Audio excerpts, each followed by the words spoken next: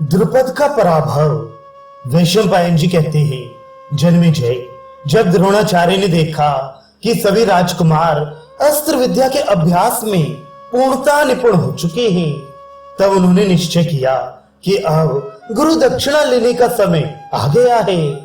उन्होंने सब राजकुमारों को अपने पास बुलाकर कहा, तुम लोग पांचाल राज द्रुपद को युद्ध में पकड़कर ले आओ। यही मेरे लिए सबसे बड़ी गुरु दक्षिणा होगी। सबने बड़ी प्रसन्नता से गुरुदेव की आज्ञा स्वीकार की और उनके साथ शस्त्र धारण कर रथ पर सवार हो द्रुपद नगर की यात्रा कर दी। दुर्योधन, कर्ण, युयुत्सु, दुशासन और दूसरे राजकुमार पहले आक्रमण करके मैं पकड़ूंगा, ऐसा निश्चय करके आपस में स्पर्धा करने लगे। उन्होंने क्रमशः देश में और फिर राजधानी में प्रवेश किया। पांचाल राज द्रुपद ने बड़ी शीघ्रता से किले से बाहर निकलकर अपने भाइयों के साथ आक्रमणकारियों पर बाण वर्षा शुरू कर दी।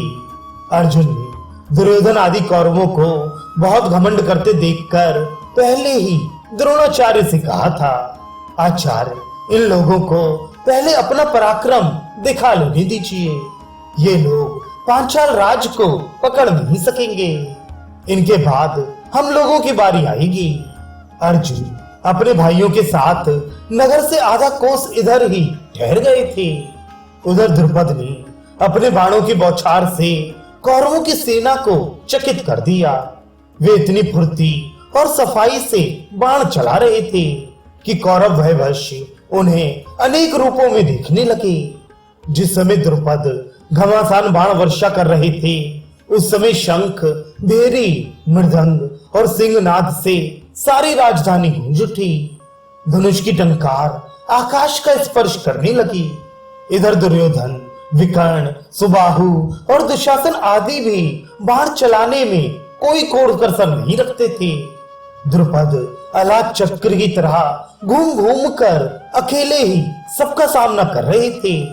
उस समय पांचाल राज की राजधानी के सभी साधारण और असाधारण नागरिक, जिनमें बच्चे, बूढ़े और स्त्रियां भी थीं, लाठी मूसल आदि लेकर निकल पड़े और बरसते हुए बादलों के समान कौरवों पर टूट पड़े।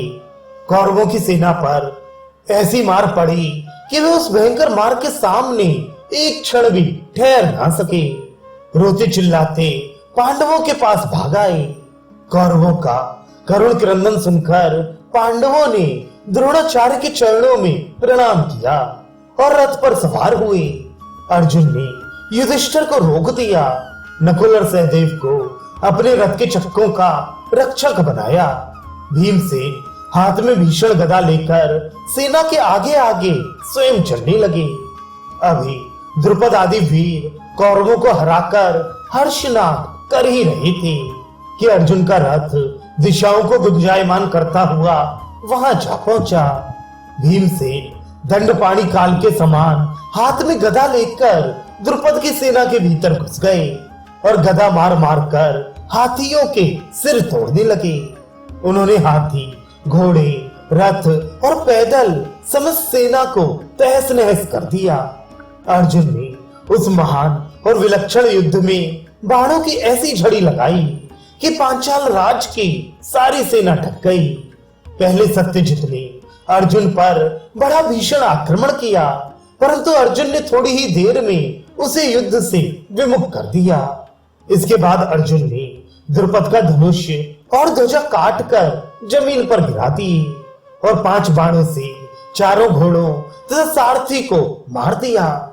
अभी द्रुपद राज दूसरा धनुष उठाना ही चाहते थे कि अर्जुन हाथ में खड्ग लेकर अपने रथ से कूद पड़े और द्रुपद के रथ पर जाकर उन्हें पकड़ लिया। जब अर्जुन द्रुपद को लेकर द्रोणाचार्य के पास चले, तब सारे राजकुमार द्रुपद की राजधानी में लूटपाट मचाने लगे।